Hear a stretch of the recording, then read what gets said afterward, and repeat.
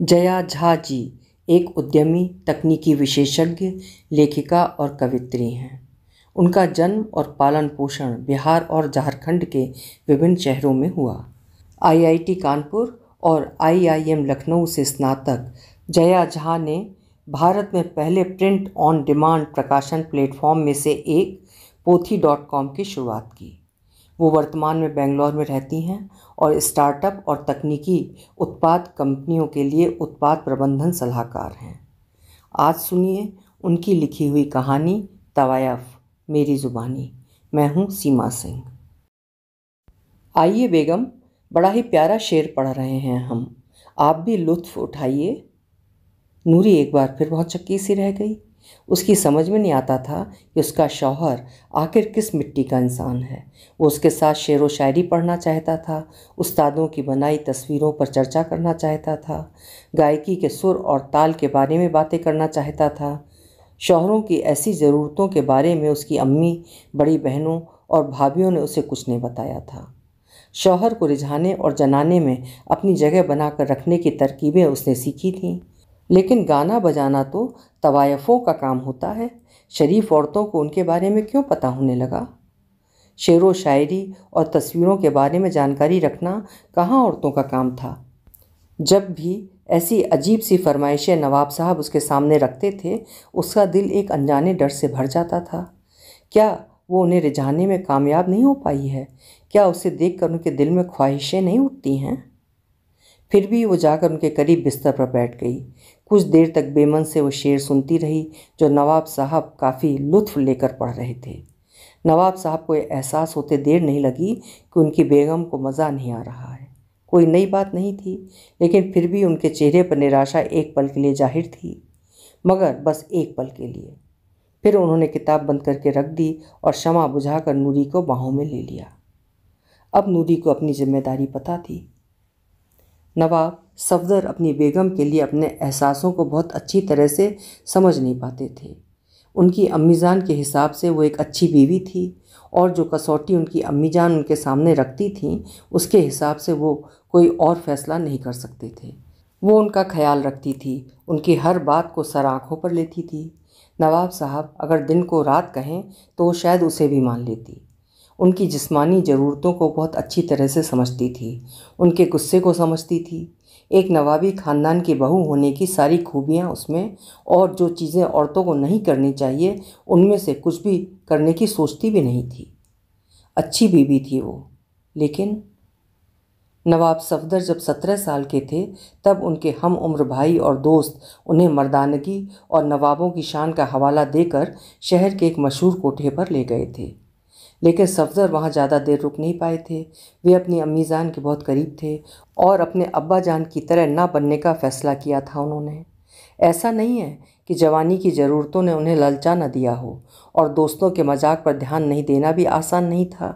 लेकिन कुछ ही दिनों में उनका निकाह होने वाला था नूरी के साथ। अम्मी जान की पसंद थी वो। उसके साथ सफदर कभी भी वैसा कुछ नहीं होने देंगे जैसा उनकी अम्मी के साथ हुआ था। और उस रात तक तवायफ़ों की सोहबत के नवाबी शौक़ से अपने आप को दूर रखने में वे कामयाब भी हुए थे। लेकिन उस रात अपने अजीज़ दोस्त के यहाँ सजी महफ़िल में कुछ बदल गया। उन्होंने निकहत जान को शेर पढ़ते हुए सुना उस महफ़िल में। जब निकहत महफ़िल में तशरीफ़ लाई तो सफदर चौंक गए। 2 पल के लिए उन्हें समझ में नहीं आया कि क्या करना है। मर्दों की महफ़िल में एक औरत का यूँ धड़ल्ले से चले आना, और वो भी बिना पर्दे के। उनकी समझ में कुछ आता इससे पहले ही उन्हें यह एहसास हुआ कि वे अकेले हैं जिन्हें कुछ अजीब लग रहा है। बाकी लोगों की इस औरत के साथ बड़ी बेतकल्लुफ़ी से दुआ सलाम चल रही थी। लोग उनकी खुशामदीद करने के लिए आगे भी बढ़ गए थे। आखिरकार माहौल थोड़ा शांत हुआ तो निकहत की नज़र उन पर पड़ी। झिझक और अचरज साफ दिखी उसकी आंखों में एक पल के लिए। फिर जल्दी ही खुद को संभाल कर वो आगे बढ़ी और नवाब सफदर की ओर देखते हुए थोड़ा झुककर बोली, आदाब नवाब साहब। सफदर अभी भी समझ नहीं पा रहे थे कि क्या करें। उनके मेज़बान ने मौके को संभाल लिया। बोले, इनसे तो आपकी पहचान करवानी पड़ेगी, निकहत जान। ये सुनकर नवाब साहब को समझ में आया कि उनके सामने एक तवायफ़ खड़ी थी। निकहत ने बिना एक पल गंवाए मेज़बान को जवाब दिया, इनकी पहचान की ज़रूरत हमें नहीं है हुजूर। हाँ, ये हमारे बारे में कुछ नहीं जानते होंगे तो इन्हें बताने की तोहमत आपको उठानी पड़ेगी।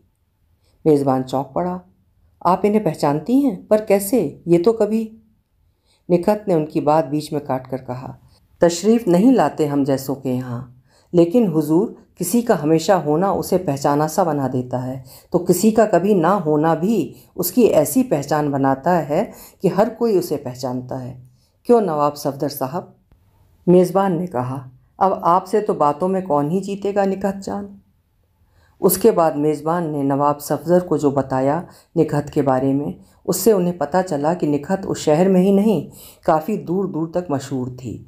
उसकी चर्चा उसकी खूबसूरती और अदाओं की उतनी नहीं थी जितनी उसकी शायरी और गायकी की थी। न चाहते हुए भी सफदर को कौतूहल हुआ निखत के बारे में और जानने का, लेकिन उन्होंने खुद को जब्त किया। उसके बाद जब सब लोग बैठे तो मानो उनके तकल्लुफ़ का पूरा मज़ा उठाने के लिए निखत नवाब सफदर के बगल में आकर बैठ गई। शायरी का दौर शुरू हुआ।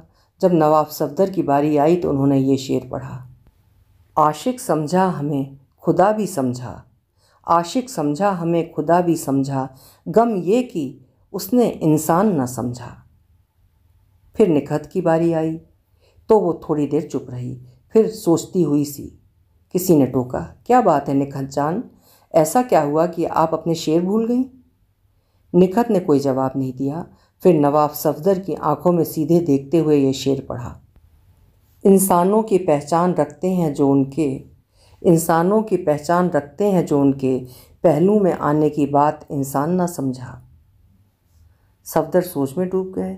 महफिल ख़त्म हो जाने के बाद भी वो निखत के बारे में सोचने से खुद को रोक ना सके। उस रात पहली बार नूरी ने महसूस किया कि नवाब साहब उसके पास होकर भी कहीं और थे। उस रात के अपने मेज़बान दोस्त की महफिल में अब वे अक्सर जाने लगे। निखत से बेतकल्लुफ़ी बढ़ी और उसकी ओर खिंचाव भी। सफदर परेशान थे लेकिन खुश भी। उन्हें लगता था कि वे निखत के जाल में फंसते जा रहे हैं, लेकिन मन की बातें किसी से कहने की ऐसी आज़ादी उन्होंने पहले नहीं जानी थी। निखत के साथ ज़्यादा समय बिताना उन्हें लाजमी लगने लगा, लेकिन एक तवायफ और एक नवाब का अकेले साथ समय बिताने के लिए एक ही मुनासिब जगह और वक्त था, तवायफ का कोठा और रात का वक्त। ये फैसला करना नवाब साहब के लिए आसान नहीं था। कई दिनों तक उन्होंने खुद को जब्त किए रखा। दोस्त की महफिलों में गए, अपने घर पर भी महफिलें रखीं, सब में निखत शरीक होती। तकरीबन 6 महीने ऐसे ही बीते। इस बीच नवाब साहब को ये भी खबर मिली कि वे बाप बनने वाले हैं। नूरी 1 महीने पहले अपने मायके जा चुकी थी। एक दिन एक दोस्त के यहाँ बगीचे में महफिल लगी थी। निखत और सफदर औरों से थोड़ा पहले ही पहुँच गए थे। मेज़बान अभी भी तैयारियों में ही लगे थे। निखत और सफदर औरों से थोड़ा पहले ही पहुँच गए थे। मेज़बान अभी भी तैयारियों में ही लगे थे। सफदर ने उनसे कहा कि वे परेशान ना हों और जब तक बाकी लोग आते हैं तब तक वे उस खूबसूरत बगीचे में टहलने का मज़ा उठाएंगे और शायद इसमें निखत जान भी शिरकत करें। मेज़बान दोस्त ने एक चुटीली सी मुस्कान के साथ कहा कि उन्हें ज़रूर बागीचे की ठंडी हवा का लुत्फ़ उठाना चाहिए। वे दोनों निकल पड़े। 6 महीनों में ये पहला मौका था जब वे दोनों अकेले साथ में थे। सफदर ने निखत से शायरी और गायकी के उनके शौक़ के बारे में पूछा। निखत ने उन्हें कोठे पर मिलने वाली तालीम के बारे में बताया। कितनी सख्ती के साथ उन्हें गायकी और रक़्स के अलावा अरबी, फ़ारसी और उर्दू की तालीम भी दी गई थी। कितने शायरों को उसने बचपन से पढ़ा है। कैसे मौलाना साहब ने उसकी अपनी शायरी को तराशा, जो कि आज वो किसी को पसंद आने लायक शेर लिख सकती है। सफदर को पहली बार इस बात का एहसास हुआ कि जिस तरह की तालीम इन मशहूर कोठों पर तवायफ़ों को मिलती है, उसके बारे में उनके ख़ानदान की शरीफ औरतें सोच भी नहीं सकती हैं। बिना मतलब समझे कुरान की चंद आयतें याद करना ही उनके लिए बहुत बड़ी तालीम है। औरतें तो क्या, कई मर्द भी अपनी तालीम इतनी संजीदगी से नहीं लेते। अपने ख़ानदान की पर्दानशी औरतों और कई बिगड़ैल मर्दों के चेहरे उनकी आंखों के आगे घूमने लगे। काफ़ी देर तक बातें चलती रहीं। दोनों महफिल के बारे में ही भूल गए। सफदर ने निखत को अपने घर वालों के बारे में बताया, अम्मी जान के बारे में, नूरी के बारे में, अपने बड़े भाईजान के बारे में, जिनकी हाल में ही किसी लाइलाज बीमारी से मौत हो गई थी। सफदर को खुद पर आश्चर्य हो रहा था। इतनी बातें उन्होंने आज तक किसी से नहीं की थी। बातें भी कुछ खास या बड़ी बड़ी नहीं कर रहे थे, लेकिन उन छोटी छोटी बातों में ही बड़ा मज़ा आ रहा था उन्हें। अचानक उन्हें याद आया कि महफिल शुरू हो गई होगी। उन्होंने निखत को भी याद दिलाया और थोड़ा उदास होकर कहा कि उन्हें बहुत अच्छा लगा निखत की सोहबत में। जाने फिर कभी ऐसा मौका मिले ना मिले। निखत ने कहा, नवाब साहब के हुक्म करने की देर है, बंदी की पूरी शाम उनकी ही रहेगी। सफदर चौंक से गए। मगर निखत ने उनकी बात काटते हुए कहा, आप तसल्ली रखें, किसी को कुछ पता चलने की ज़रूरत नहीं है। पीछे की तरफ से जो कोठे का दरवाज़ा है, वहाँ से बिना किसी की नज़र में आए नवाब साहब हमारे कमरे में आ सकते हैं। कल हम ख्याल रखेंगे कि हमारे पास और कोई ना आए। नहीं निखत, इसकी ज़रूरत नहीं, हम नहीं आ पाएंगे। कोई बात नहीं, बंदी की एक शाम इतनी बेशकीमती भी नहीं कि बर्बाद होने से दुनिया में कोई तूफ़ान आ जाए। हमारे पास कल कोई और नहीं आएगा, कहकर निखत आगे बढ़ गई। जब दोनों बाकी लोगों के पास पहुँचे तो महफिल शुरू हुए काफ़ी वक्त बीत चुका था। किसी ने उन्हें देखते ही कहा, आइए निखत जान, आज तो आपने अपने साथ साथ हमारे पाक दामन दोस्त की शायरी से भी हमें मरहूम कर दिया। निखत ने छूटते ही जवाब दिया, काश कि इस मुश्किल काम को करने का सेहरा हम अपने सर पर बांध सकते जनाब। नवाब साहब को तो बागीचे के गुलाबों ने ऐसा पागल कर दिया कि वहीं बैठकर शेर लिखने लगे और रास्ता तक भटक गए उनके पीछे। सफदर ने पल भर के लिए शुक्रगुजार नज़रों से निखत को देखा। महफिल में बैठे किसी और आदमी ने कहा, आप जो भी कह लें निखत जान, हम तो आपको ही कसूरवार ठहराएंगे और आपकी सज़ा ये है कि एक आध शेर नहीं, एक पूरी गज़ल आप हमें गाकर सुनाएं। गाकर? मगर अभी साजिंदे कहाँ हैं? क्यों नखरे कर रही हैं निखत जान? आपकी आवाज़ भी भला किसी साज की मोहताज है? आप हमें भले ही कसूरवार ठहराएं, लेकिन हमारे कसूर में नवाब साहब का भी तो बराबर का हिस्सा है। उन्हें कोई सज़ा नहीं मिल रही तो कम से कम वे खुद हमें गाने के लिए तो कहें। लोग हंस पड़े। सफदर भी मुस्कुरा दिए। हम बड़ी बेचैनी से आपको गाते हुए सुनने का इंतज़ार कर रहे हैं। ठीक है, कल ही लिखी ये गज़ल हमने। और निखत ने अपनी सुरीली आवाज़ में गज़ल सुनाई। मेरी नज़रों ने जब तीर चलाए, सब घायल होने मेरे दर आए। पर कौन है वो जो दूर जा रहा, कि तीर कहीं ये चुभ ना जाए। मुसाफिर न तेरे पंख कटेंगे, एक बार गर नज़र मिलाए। आजा मेरे आंगन दम भर, जरा देर तो हम मुस्कुराएं। अगले दिन शाम को नवाब सफदर अकेले ही घूमने निकले। निखत के कोठे से 5 कोस दूर उन्होंने कोशवान को वापस जाने को और अगली सुबह वहीं मिलने को कहा। उससे ये भी कहा कि अम्मीजान को कहलवा दें कि वे रात एक दोस्त के यहाँ बिताएंगे। निखत ने जब दरवाज़ा खोला तो नवाब साहब घबराए हुए थे, लेकिन अंदर वाकई कोई नहीं था, साजिंदे तक नहीं। वे चले तो आए थे, लेकिन उन्हें भरोसा नहीं था कि निखत अपनी पूरी शाम सच में खाली रखेगी, वो भी तब जब उन्होंने आने का कोई वादा भी नहीं किया था। लेकिन निखत जुबान की पक्की निकली। कमरा खाली देखने के बाद नवाब साहब को बेतकल्लुफ़ होने में ज़्यादा देर नहीं लगी। दोनों में से किसी ने ऐसा कुछ भी नहीं कहा या किया जिससे ऐसा लगता कि उनका वहाँ आना कोई नई बात है। रात भर बातों, शायरी और गायकी का दौर चलता रहा। साजिंदे नहीं थे तो नवाब साहब ने खुद ही बीच बीच में कुछ साज उठा लिए। सुबह उन्होंने 2 दिन के बाद फिर से आने की बात कही और निकल पड़े। उनके जाने के बाद निखत की नज़र साजों के बीच रखी एक थैली पर पड़ी। उसने उसे खोला तो उसमें ढेर सारे सोने के सिक्के पड़े थे। 2 दिन बाद जब नवाब साहब वापस आए तो उन्होंने तस्वीर बनाने के लिए रंगों और कागज़ की फरमाइश की। उस रात उन्होंने निखत की एक तस्वीर बनानी शुरू की। कुछ देर बनाकर फिर आगे पूरी करने की सोच कर बैठ गए। जानती हैं निखत, कितनी बार दिल चाहा कि नूरी की एक तस्वीर बनाएं हम, लेकिन कभी पूछ भी नहीं पाए। हमेशा ऐसा लगा जैसे उसे सही नहीं लगेगा। शायद आपको ठीक ही लगा। वैसे आप ये क्यों छोड़ गए थे? निखत के हाथ में वो थैली थी। इतने दिनों में आपके बारे में सुनकर हमें ये तो पता चल ही गया है कि आपका समय बहुत कीमती है। उसे यूँ ज़ाया करना भी तो सही नहीं है। ठीक है, लेकिन यूँ चुपचाप छोड़कर जाने की क्या ज़रूरत थी? खुद देकर भी तो जा सकते थे। अब आप इसे जो भी समझें निखत, लेकिन शायद हम कभी ऐसा नहीं कर पाएंगे। ये एक ज़िद हमारी मान लीजिए, वरना यहाँ आना हमारे लिए मुश्किल हो जाएगा। निखत ने सर हिलाकर हामी भरते हुए वो थैली बगल में रख ली। निखत, नूरी जब से वापस आई है उन्हें पता चल गया है कि हम यहाँ आते हैं। पर्दा नशी औरतों की दुनिया अपने शौहर से शुरू होकर उन पर ही ख़त्म होती है नवाब साहब, उन्हें कैसे नहीं पता चलेगा। लेकिन हम ये भी जानते हैं कि जिस्मानी ज़रूरतों के अलावा हमारे यहाँ आने की कोई वजह हो सकती है। ये वो कभी नहीं समझेंगी। कम से कम हमसे कुछ पूछें तो हम समझाने की कोशिश भी करें। कैसे पूछेंगी नवाब साहब? आपकी अम्मी ने कभी आपके अब्बा से कुछ पूछा था? नहीं, सफदर ठंडी सांस लेते हुए बोले। उन्हें बचपन से ये सिखाया गया है कि शौहरों का हक है ये, उन्हें रोकने या कुछ पूछने का काम औरत ज़ात का नहीं है। अगर वो अपने मायके में मिली तालीम भूल भी जाएं तो आपकी अम्मी जान नहीं भूलने देंगी उन्हें। अम्मी जान? जी, क्योंकि उनका भी यही ख्याल है। लेकिन वो पूरी ज़िंदगी दुखी रही हैं अब्बा जान की आदतों से। लेकिन उसके लिए उन्होंने खुद को कसूरवार ठहराया है कि वो अपने शौहर को रिझा कर रख न सकें, और अभी वो आपकी बेगम को भी इसी के लिए कोस रही होंगी। निखत, आप सब कुछ कैसे जानती हैं? निखत ठहाका लगाकर हंस पड़ी। आपने कभी अपने ख़ानदान की औरतों से हम जैसी औरतों की चर्चा की है नवाब साहब? ये नफ़रत भरे लफ्ज़ों में आपको बताएंगी कि हमने घाट घाट का पानी पिया हुआ है, और सच भी है, हमने दुनिया देखी है। बुराई क्या है दुनिया देखने में निकहत?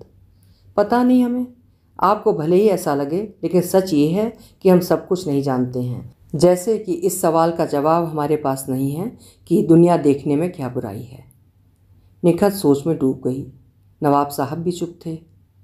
कभी यूँ सोचा नहीं था नवाब साहब, लेकिन अब ये अजीब सी बात बड़ी जाहिर लग रही है। हमारे समाज में एक आदमी के पास दुनिया देखने के कई तरीके हैं। वो अपने किसी भी फ़न का इस्तेमाल कर सकता है और दुनिया में अपने बूते पर रह सकता है। वो नवाबों को शायरी सुनाकर अपना पेट भर सकता है और शरीफों की ज़िंदगी जी सकता है। लेकिन अपने आप को शरीफ कहलाने का एक ज़रिया है एक औरत के पास, वो है पर्दा। और पर्दा करने के बाद ना वो शायरी कह सकती है, ना गीत गा सकती है, ना तस्वीरों की समझ रख सकती है, ना ही दुनिया में अकेले कदम रख सकती है।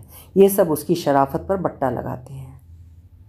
थोड़ी देर की चुप्पी के बाद निखत फिर बोली, कोई भी फ़न सीखने का, उसे दुनिया को दिखाने का हक औरत को एक ही सूरत में मिल सकता है नवाब साहब, और वो तब जब वो अपना जिस्म बेचने लगे और तवायफ बन जाए। इसलिए हमें तालीम मिली, इसलिए हम आज आपको शायरी सुना सकते हैं, आपसे अपनी तस्वीर बना सकते हैं, और कोई कुछ नहीं कहेगा, और आपकी बेगम भी नहीं। आपको बुरा नहीं लगता निखत इस तरह कोठे पर रहना? हाँ, हमारा तो जन्म कोठे पर ही हुआ था। हमारी अम्मी की कहानी और थी। वो अपनी मर्ज़ी के ख़िलाफ़ यहाँ लाई गई थीं। ज़िंदगी भर दुखी रहीं कि शराफत की ज़िंदगी नहीं मिली उन्हें। कभी अपने पेशे को दिल से अपना नहीं पाई वो। उन्हें शायद हमेशा बुरा लगता रहा यहाँ रहना, मगर हमारे लिए एक तवायफ बनना उतनी ही आम बात थी जितनी ख़ानदानी औरतों के लिए पर्दा करना। अभी भी है। अजीब लग रहा होगा ना सुनकर आपको। हमें शर्मिंदगी नहीं है अपने पेशे पर। नवाब साहब चुप ही रहे। उनके चेहरे से उनके दिल की बात का कोई पता नहीं चल रहा था। निखत ने अपनी बात जारी रखी। शायद एक दिन ऐसा आएगा जब औरत को दुनिया देखने के लिए तवायफ बनना ज़रूरी नहीं रहेगा। निखत, आप हमारे साथ चलिए हमारे घर। इज्जत के साथ नवाब साहब, जनाने में? हाँ, निखत ने मुस्कुराते हुए जवाब दिया। आपने हमें अपनी बात पूरी करने का मौका नहीं दिया नवाब साहब। शायद एक दिन ऐसा आएगा जब औरत को दुनिया देखने के लिए तवायफ बनना ज़रूरी नहीं रहेगा, जब वो भी अपने और फ़नों के साथ सर उठाकर जी सकेगी। लेकिन जब तक ऐसा नहीं होता है, हम पर्दा नशीन शरीफ औरत की बजाय दुनिया देखने वाली तवायफ ही रहना पसंद करेंगे। जनाने के पर्दे में हमारी गायकी मर जाएगी नवाब साहब, हमारी शायरी दम तोड़ देगी, और हमारी तालीम उसे जंग लग जाएगी। हम यहीं ठीक है नवाब साहब। आपके जनाने में हम वो निखत नहीं रह पाएंगे जिसकी सोहबत आपको अच्छी लगती है। हम भी एक नूरी बन जाएंगे। पता है निखत, हम अक्सर सोचते थे कि हम यहाँ क्यों खींचे चले आते हैं। जिस्मानी रिश्ते नहीं हैं हमारे। फिर भी कई तरह के जवाब खुद को दिए हमने, लेकिन आज हमें सही जवाब मिल गया। निखत के चेहरे पर थोड़ा डर सा छा गया। और क्या है वो जवाब? आदमी और औरत को खुदा ने एक दूसरे की शरीके ज़िंदगी बनने के लिए इस रिश्ते में डाला है। निकाह हम उसी शरीक ज़िंदगी को पाने के लिए करते हैं, मगर हम इंसानों के समाज ने औरत और मर्द की ज़िंदगी ही इतनी अलग अलग कर दी है कि वे एक दूसरे की ज़िंदगी में शरीक हो ही नहीं सकते, और निकाह का रिश्ता जिस्मानी रिश्तों के आगे जा ही नहीं पाता। निकहत, हमारे और आपके रिश्ते को हम कभी पाक साबित नहीं कर सकते। आज के लोग, आने वाली नस्लें इसे जिस्म की भूख का नतीजा मानेंगी, और हम शायद उन्हें ये कभी नहीं समझा पाएंगे कि आप में हमने शरीक ज़िंदगी पाया है, जबकि वो हमारा निकाह का रिश्ता है जो हम बिस्तर होने के अलावा और कुछ ना बन सका। हाँ निकहत, और दुनिया फिर भी आपको तवायफ और नूरी को शरीफ औरत कहेगी। दुखी ना हो नवाब साहब, हम फिर भी खुश हैं। नवाब साहब उठ खड़े हो गए। निकहत भी उनके पीछे खड़ी हो गई। सफदर ने आगे बढ़कर निकहत का चेहरा अपने हाथों में ले लिया और बोले, हमेशा ऐसे ही खुश रहिए निकहत, लेकिन अब हमें जाना होगा। हम नूरी को अम्मी जान की तरह दुख और पछतावे की ज़िंदगी जीते नहीं देखना चाहते। जो वो नहीं समझती उसमें पूरे समाज की गलती है, उनकी नहीं। और अपनी बच्ची को हम बेहतर तालीम देना चाहते हैं। आपके साथ बिताए गए पल हमारी ज़िंदगी के सबसे खूबसूरत लम्हे बनकर हमारे साथ रहेंगे, और हम इस एहसास के साथ खुश रहेंगे कि हमें हमारी शरीक ज़िंदगी मिली थी। आप भी हमेशा खुश रहिए। इतना कहकर नवाब साहब पीछे हट गए। पहली बार उन्होंने निकहत को छुआ था। निकहत की आंखों में आंसू थे, जिस पर उसने फ़ौरन काबू पा लिया। फिर अपनी तस्वीर जो पूरी हो चुकी थी नवाब साहब को देती हुई बोली, इसे रखिए, हमें याद करते रहिएगा, हम खुश रहेंगे। नवाब सफदर तस्वीर लेकर फ़ौरन बाहर निकल गए। उनके जाने के बाद निकहत को कमरे में साजों के बीच एक और थैली मिली, सिक्कों से भरी हुई। नूरी की चिंता के दिन चले गए। उसने सोचा कि शायद बेटा ना होने की वजह से नवाब साहब उससे नाराज़ थे और दूर हो गए थे, मगर अब उन्होंने उसे माफ़ कर दिया है। इतना ही नहीं, वो अपनी बेटी की परवरिश में बहुत दिलचस्पी लेने लगे थे। घंटों उसे और अपने मरहूम बड़े भाई साहब के लड़के शौकत को अपने साथ लेकर बैठे रहते थे और उनसे बातें किया करते थे। कहकशां नूरी और नवाब साहब की बेटी अब 13 साल की हो चुकी थी। खुद नवाब साहब ने उसे और शौकत को साथ साथ हर तरह की तालीम दी थी और अभी भी दे रहे थे। दोनों ही बच्चों का दिमाग तेज़ था और नवाब साहब मन ही मन ये सोचकर खुश होते थे कि उनकी बेटी और औरतों की तरह नहीं होगी। शराफत के दायरे में रहकर भी वो किसी की हमसफ़र बन सकेगी, हम बिस्तर नहीं। शायद शौकत की एक सी परवरिश और तालीम के साथ दोनों की जोड़ी अच्छी रहेगी। लेकिन पिछले 1 महीने से उन्हें शौकत के बर्ताव में काफ़ी बदलाव सा नज़र आ रहा था। वो कहकशा की मौजूदगी में बड़ा चुपचाप सा बैठा रहता था, उससे बातें करने से कतराता था। एक दिन सफदर कहकशा के साथ बैठे कुछ शेर पढ़ रहे थे, तभी शौकत वहाँ से गुजरा। सफदर ने उसे आवाज़ लगाकर पास बुलाया और पूछा उससे कि कोई दिक्कत तो नहीं है उसे। वो बहुत परेशान सा लग रहा था उन दिनों। उसी समय उन्हें अपना गला सूखता हुआ महसूस हुआ तो उन्होंने कहकशा को पानी लाने को कहा। तभी अचानक से शौकत बोल पड़ा, चचा जान, हमें लगता है कि कहकशा का अब यूँ मर्दों की सोहबत में रहना ठीक नहीं है। शायरी, संगीत ये सब शरीफ घर की औरतों के लिए नहीं है। अच्छा यही होगा कि अब वो पर्दा करे और जनाने में ज़्यादा समय बिताए। नवाब साहब को शौकत की बात सुनकर ऐसा झटका लगा कि वो थोड़े समय के लिए कुछ बोल ही नहीं पाए। फिर उन्होंने बोलने की कोशिश की, मगर बेटा देखिए चचा जान, इस मामले में बहस करने से कोई फ़ायदा नहीं है। लोग बातें बनाने लगे हैं। कहकशा के लिए भी यही अच्छा है। दादी जान भी हमेशा कहती रहती हैं कि कहकशा को औरतों के कायदे सीखने की ज़रूरत है। कहकशा उस वक्त तक चेहरे पर बिना कोई शिकन लाए उनकी बातें सुन रही थी।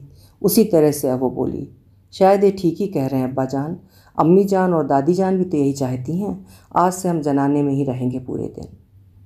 एक झटके से मुड़कर वो अंदर गई और पर्दा किए हुए बाहर निकली। अपने अब्बा जान को जब उसने पानी दिया तो नवाब साहब को पता लग गया कि पर्दे के पीछे उन आंखों में आंसू थे। उस रात मुजरा करते समय एक शख्स को अंदर आते देखकर निकहत की आवाज़ पल भर के लिए लड़खड़ा गई। गज़ल तो उसने संभाल ली, मगर उसके बाद तबीयत ठीक न होने का बहाना करके अंदर चली गई। एक एक करके सब चले गए। साजिंदे भी साथ समेट कर निकल गए। तब नवाब सफदर निकहत के कमरे में घुसे। वो ज़मीन पर पैर फैलाए बैठी हुई थी। सफदर अपना सर उनकी गोद में रखकर लेट गए और आंखें बंद कर लीं। निकहत ने उनका माथा सहलाते हुए उन्हें ये कहते सुना, शायद एक दिन ऐसा आएगा जब औरत को दुनिया देखने के लिए तवायफ बनना ज़रूरी नहीं रहेगा। अभी जो आपने कहानी सुनी उसे लिखा था जया झा जी ने और आवाज़ थी मेरी यानी सीमा सिंह। कल फिर मिलेंगे। खुश रहें, आबाद रहें। शुक्रिया।